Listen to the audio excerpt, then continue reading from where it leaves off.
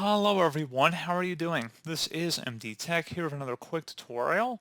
In today's tutorial, I'm going to show you guys how to insert 3D models into Microsoft Word documents.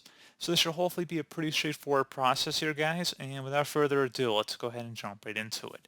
So all you have to do is select the Insert tab up at the top, and you want to select above Illustrations where it says 3D Models. Go ahead and left click on that. And you can search various 3D models from the Microsoft catalog here. And once you've found one that you like, you can just select the Insert button and give it a moment here. And you can change the dimensions and the orientation of whatever image you would like. So pretty neat feature here, guys.